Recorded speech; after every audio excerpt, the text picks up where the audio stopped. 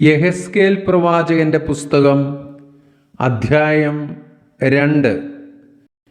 അവൻ എന്നോട്, മനുഷ്യപുത്ര, നിവർന്നു നിൽക്ക, ഞാൻ നിന്നോട് സംസാരിക്കുമെന്ന് കൽപ്പിച്ചു.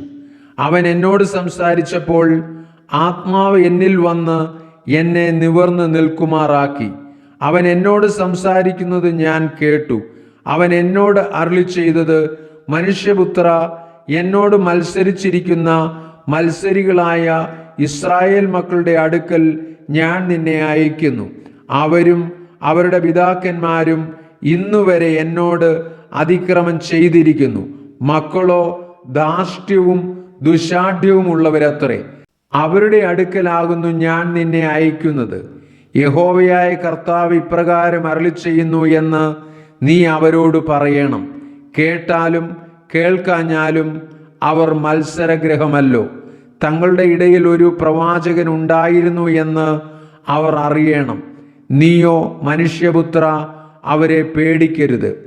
പറക്കാരെയും മുള്ളും നിന്റെ അരികെ ഉണ്ടായിരുന്നാലും തേളുകളുടെ ഇടയിൽ നീ പാർത്താലും അവരുടെ വാക്ക് പേടിക്കരുത്. അവർ മത്സരഗ്രഹമല്ലോ. നീ അവരുടെ വാക്ക് പേടിക്കരുത്. അവരുടെ നോട്ടം കണ്ട് ഭ്രമിക്കുകയുമരുത്. അവർ കേട്ടാലും കേൾക്കാഞ്ഞാലും നീ എൻ്റെ വചനങ്ങളെ അവരോട് പ്രസ്താവിക്കണം. അവർ മഹാ മത്സരികളല്ലോ. നീയോ മനുഷ്യപുത്ര, ഞാൻ നിന്നോട് സംസാരിക്കുന്നത് കേൾക്ക. നീ ആ മത്സരഗ്രഹം പോലെ മത്സരക്കാരനായിരിക്കരുത്. ഞാൻ നിനക്ക് തരുന്നത് നീ വായ് തുറന്ന് തിന്നുക. ഞാൻ നോക്കിയപ്പോൾ ഒരു കൈ എങ്കലേക്ക് നീട്ടിയിരിക്കുന്നതും അതിലൊരു പുസ്തക ചുരുൾ ഇരിക്കുന്നതും കണ്ടു. അവൻ അതിനെ എൻ്റെ മുമ്പിൽ വിടർത്തി. അതിൽ അകത്തും പുറത്തും എഴുത്തുണ്ടായിരുന്നു.